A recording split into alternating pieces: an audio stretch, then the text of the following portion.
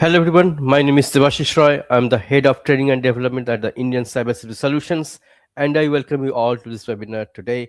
And today's topic is a very important one for the CCNA or CCNP, that is OSPF advanced concepts, that is LSA types, multi-area OSPF, and virtual links.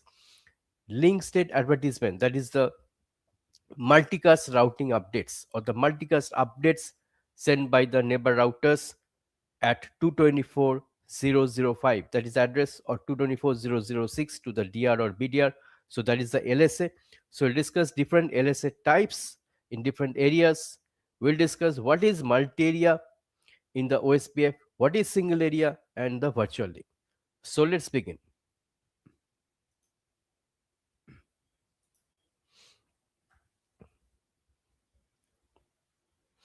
So what is an OSPF? We know that OSPF is an open shortest path first.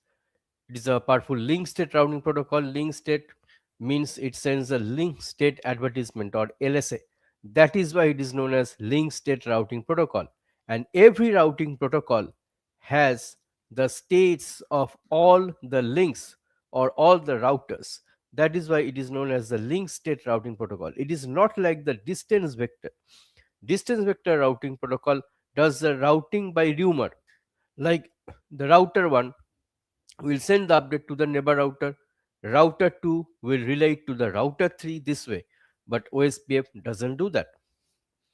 Its advanced concepts, including various LSA types, multi-area configuration, and like virtual link, it altogether enhances routing efficiency and scalability across complex networks because the OSPF in an enterprise protocol, as an enterprise routing protocol, is as more scalable. It is not used in, let's say, the ISP, but it is used in the enterprise networks. Now we must understand the OSPF basics first. First of all, it is a link state protocol. It is categorized as a link state routing protocol, which means it manages a complex topology and the complete topology of the network by having each router share information about its links. Also, it creates a trouble, that is LSA flooding, because inside an area, if you share the LSA among all the routers, then it will create a lot of LSAs or the broadcast of LSAs. It is known as the LSA flooding. It enables OSPF to make informed routing decisions. So that is an advantage, that all the routers have the complete knowledge of the path. They have the complete knowledge of all the, let's say, the neighbors. Then Dijkstra algorithm. That is the algorithm for the OSPF to select the best path. OSPF employs Dijkstra's algorithm, also known as the shortest path first SPF algorithm, also to compute the shortest path to reach network within OSPF area. So it actually calculates the cost. The cost is a metric that we know that 10 to the power 8 by bandwidth in case of Cisco. So it actually calculates that cost using this Dijkstra algorithm. This algorithm efficiently calculates the best route based on the cost with each link. Then link state advertisements or LSS. LSS are the mechanism OSPF uses to share routing and topology information among the routers, and the neighbor routers or the DR others that we say use 224.0.0.5. That is the multicast address as a class D address they use to actually share the routing updates, and to the DR or BDR, if they're communicating, they use this 224.0.0.6 address. Each router generates LSAs that describe its own links and the state of those links, and also ensures that all OSPF routers have a synchronized view of the network topology. Now, what are the LSA types? We know that that is LSA, that is a multicast address, but we do not know the types.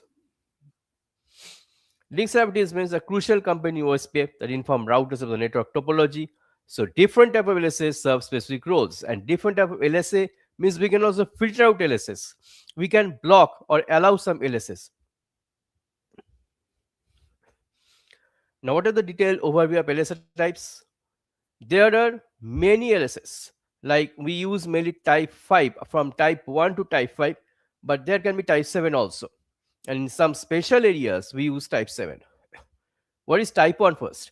Type 1 is router LSA.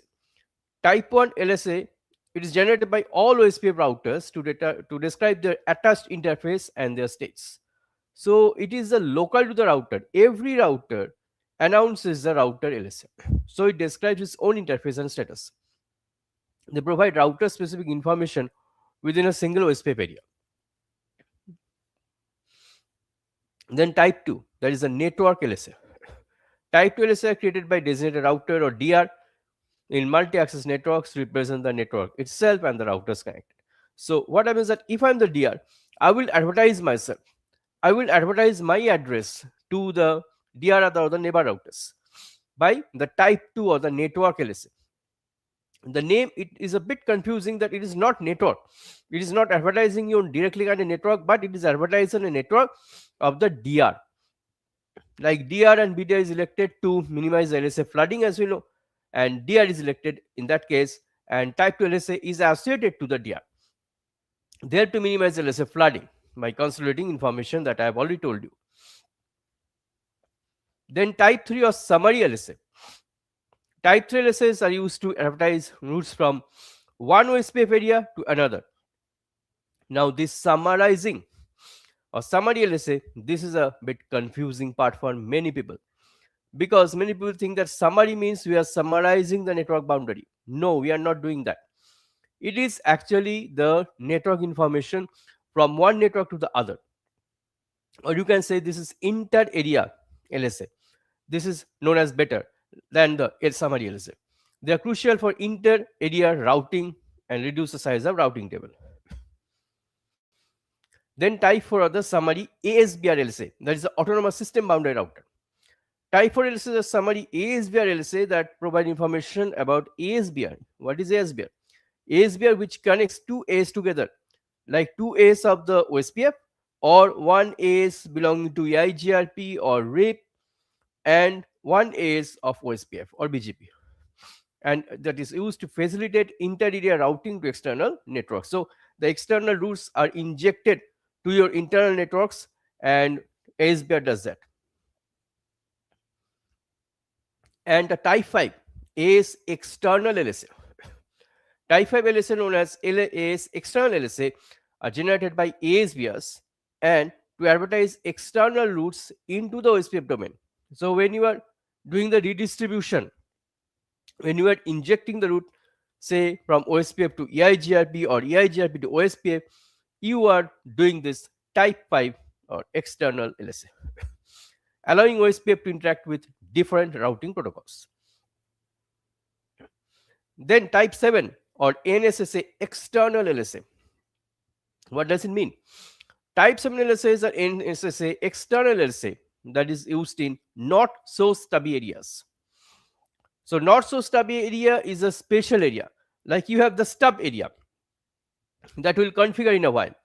Now, not so stub area means that type 4 and type 5 LSA are blocked. Also, that type 7 LSA that is also converted means the type 5 LSA is converted to the type 7 by the ASBR, allowing OSPF to maintain flexibility while limiting LSA propagation. So these are used in case of LSA filtering. So if you want to block certain type of LSA, then you can do this. So what is a multi-area OSPF architecture? How to configure multi-area OSPF? Number one, backbone area or area 0. Then central area connecting all other areas in the OSPF domain. So you have to just configure area 0 as we know, because without area 0 there can be no ABR, there can be no SBR, because no information can flow. Then regular areas, area 1, area 2, etc. Definitely you have to have those. Subordinate areas or normal areas that connect to the backbone for routing information. Then stub areas, areas that do not receive external route information, minimizing LSA processing. So that is the stub area. So stub area means it is blocking the type 4, type 5 LSA. Totally stub areas, similar to stub areas but do not receive summary routes from the backbone. So if you give a command in the ABR or SBR rather, like area number and no summary, stub no summary. If you give the command no summary, then the summarization is blocked. So that is about the OSPF areas. And not so stubby area allows external routes while still limiting LSA flooding. So that is not so stubby area. So if you allow external routes, also you limit the LSA flooding. So that is another way. So totally stubby and not so stubby. So what is the benefits of multi-area? OSPF reduces routing table size. Definitely, you do not have to individually process the routing tables, limits LSA flooding, then improves the convergence time, then enhances the network scalability and facilitates easier network management. So these are the features of this multi-area OSPF. And how to configure the multi-area OSPF we'll do in a while. First of all, define an OSPF process. Initiate the OSPF routing process on the router to enable OSPF functionality. Number two, configure router ID. Set a unique router ID to identify the OSPF router, because see, it is optional, although in the OSPF v2 the router ID is optional, but it is definitely mandatory in the OSPF v3, that is the IPv6 supported OSPF. Then assign interface to areas, allocate router interfaces to specific OSPF areas to manage routing effectively. That we do. We can actually enable the OSPF to its interfaces, as you know. We can enable it on area wise, or you can go to specific interface like interface fast Ethernet or interface serial, and you can do it. So that is the OSPF multi-area, and there is another short concept, that is virtual links. So what is a virtual link? Virtual link are essential components in OSPF that actually connect between the non-contiguous areas to the backbone area or area 0. So if there is area 1 and there is area 2 and then you have area 0, so then what you do, that is this contiguous area, means the area 2 is not directly connected to area 0 because area 1 is between. So in that case, you have to use the concept of virtual link to connect that area 2 to area 0. They serve to maintain OSPF routing integrity, because without area 0, no data can flow. Use cases: virtual links serve critical function in OSPF by facilitating connectivity. Number one, connecting discontiguous areas. So if you're having different companies, one is having this area 0, area 1, area 2, then it connects different discontiguous networks. Number two, it extends the OSPF backbone. Number three, temporary solution during network changes or migration. But missing LSS, identifying missing LSS can lead to significant routing issues, because as OSPF relies on link state advertisement to maintain accurate routing information. So definitely you have to check the LSA types, and you have to ensure that they are correctly generated and acknowledged by routers, because if some LSA is missing or there is some error, then definitely the routing will be hampered. Troubleshooting OSPF issues means slow convergence. Slow convergence can greatly affect network performance and reliability. So you have to review the OSPF timers, including hello and say the dead intervals, as well as adjusting them when it is necessary, and it can improve convergence times and show quicker routing updates. Definitely, this should be done. So OSPF advanced concepts including LSA types, multi-area configuration, and virtual links, they are essential for optimizing network performance and ensures seamless connectivity across diverse network segments. So this is the key concept, key theme in the diverse network segments in the OSPF, and that is the theoretical concept behind this OSPF's advanced features. And now I would like to take you to the GNS3 concept. You can see we are having different routers there, and I'll use upper these routers now. I'm switching on.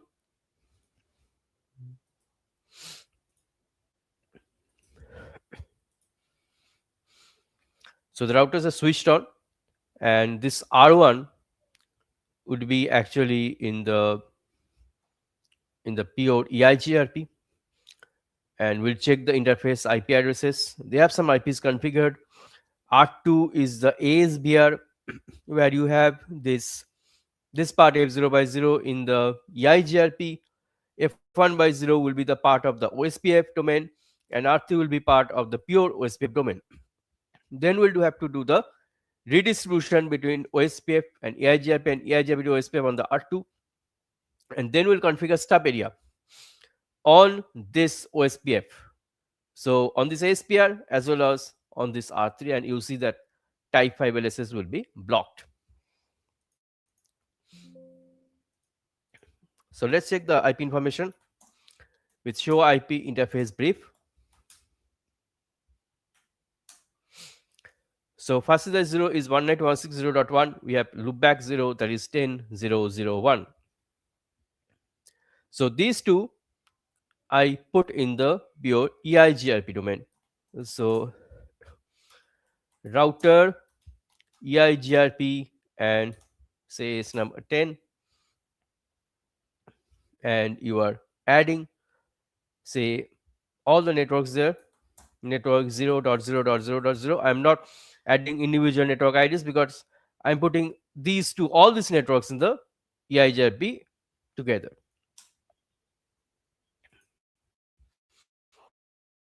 So this is done, this one, and the loopback is in the EIGRP. Now let's come to the R2.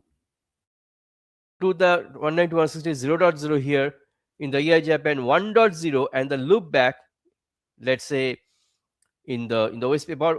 I can do one thing, that I can include the loopback and F0 by 0 in the EIGRP and F1 by 0, that is 192.168.1.0 in the OSP. So let me quickly go back to the R2. Show IP interface brief. You can see first is the 0, 0.2, 1 by 0, 1.1, loopback 20. So what I do, router EIGRP 10, include network 192.168.0.0, this one. Or you can avoid this also, you can avoid this wildcard mask and just add 192.168.0.0, that will do, and add network loopback 20.0.0.0. See, the EIGRP neighbor relationship is established. And now go to the router OSPF retain and give network as 192.168 and 1.0 0.0.255, and I will make it the member of area 1, not the area 0, because you cannot make the area 0 as the stub area. So you have to wisely do this. So area 1 should be connected here, and I will connect the loopback of the R3 to the area 0.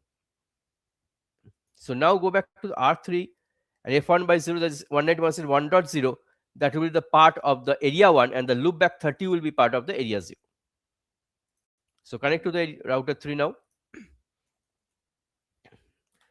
Check with show IP interface brief. You can see 192.168.1.2 is a fastest at 1.0 and 30 is a loopback. So here router OSPF Procedure 10 and network 192.168.1.0 25. It would be the part of the area 1, and the network 30, the loopback,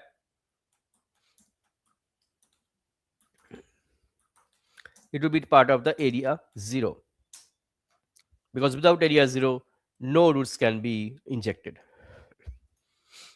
And now we have to do the distribution. Router OSPF 10, here you include the EIGRP redistribute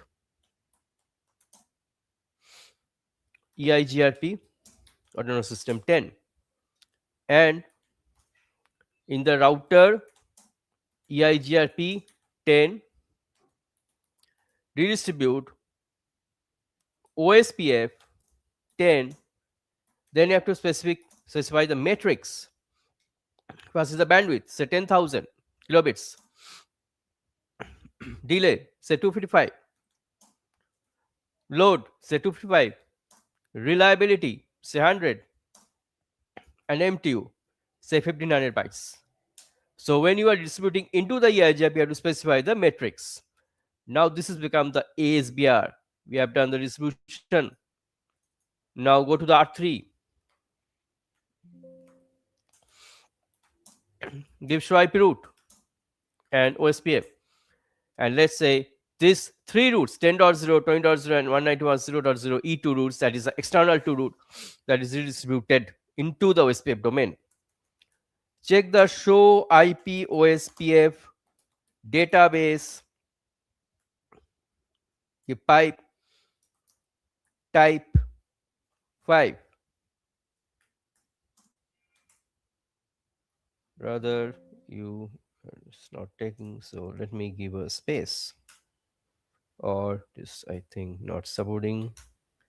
So let me give show IP OSPF database only, because in some routers these pipes do not work. So here you are seeing this type 5 is external link states 10.0, 20.0, 192.1.0.0. But if I make it a stub area, then you will not see it. So let me do that. So on the ASBR, you go to the router OSPF 10 and make area ID 1 and stub. Immediately, the process is restarted of the OSPF. And also, you have to go to the R3, router OSPF 10 and area 1 stub. And now let's check the database. It is supposed to reset and the loading is again done. So the OSPF is established, show IP OSPF database. Now you can see, but the type 5 is external link states are there, but it is a stub area. Now it's got. It took some time. Now you cannot see here also type 5 was there, but it took some time, and now you can see that there is no type 5 because the type 5 LSA is filtered at the ASBR. So there is no type 5. You cannot see here the type 5, only the summary net links. And if you go to the R2 and you give area 1 stub, no summary flag, only on ASBR, then this is actually going to have the, that is the summary link 0000 summary net link state. So it is a totally stubby area. So it will become totally stubby, but here I think the area should be first no area 1 stub, and then you have to give area 1 stub no summary. So if you do that, so you have removed the stub area and again you restarted it and its loading is done. And now you see, yes, it has happened.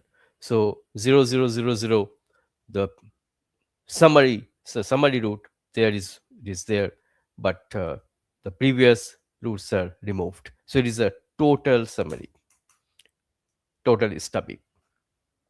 So you have to actually give the no summary option on the ASPR. So this is the way you have to configure actually the OSPF multi-area. And also if you configure the multi-area, also later you'll be able to configure the virtual link also. First you have to configure this thing, the multi-area OSPF and the filtering of the OSPF, the routes, and then you have to do the other things, like you have to configure the virtual link, or you have to go for the higher configurations like the route filtering, the, you can say, the prefix list or the route map.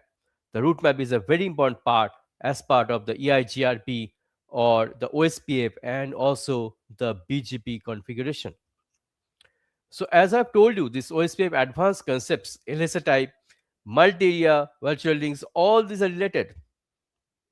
And OSPF single area means only in one area you have the routers, like the area 0. like the area one, like area number is area 1265535, as we know, and area 0 is a backbone area, it is already there. So you cannot make it, you cannot create it, but you can have the power of the multi-area OSPF. That is the real power, because when the companies merge, they do not have the same area. Like if I'm having Cisco and I'm having a Juniper, they do not have the same area, they have the different areas. So how to make them corporate? Definitely you should have the multi-area, and also for redundancy issues, also for limiting the OSPF, the LSAs, you have to control the LSAs over this multi-area concept. So this is a very important topic for the CCNA CCNP courses, and everybody should learn the CCNA CCNP because this is very vital for your networking career. And without Cisco, you cannot have a strong career in your networking. And I'm the senior trainer in the networking, and I also take the CCNA and CCNP courses myself. And I think everybody should enroll for this course right now, because this is a CCNA and CCNP certification as an enterprise level. It has a lot more things than the earlier. It is now the combined routing, switching, data center, service provider, even security also. The security part is here very much. So that is also a very interesting part here. And also I have a good news for you, that if you enroll today, that you will get 10% discount, flat discount on these courses. So everybody should avail this offer right now. And also I have another news for you, that I have a contest running on, and there is a questionnaire that is shared with this webinar. The link is there given. So if you click that link, you will be presented a questionnaire, and if you can give 8 out of 10 answers correctly at least, you will be eligible for a certificate. Just think about it. The certificate will be a very great asset for you, because you have seen a webinar and also you have proved your knowledge that you have learned something. So it will be very helpful in your career and your certification objective. If you are preparing for a CCNA or a CCNB enterprise and also security level also, this will be very helpful for your career. So I hope that you have got an immense knowledge from this webinar on OSPF advanced topics, and it will help you in your career path as well as it will help you in your job. You will be able to incorporate these skills and configure it in your enterprise networks. So that is it from me on this OSPF advanced concept for now today, and I'll come with some new topic next time. Till then, keep studying and bye.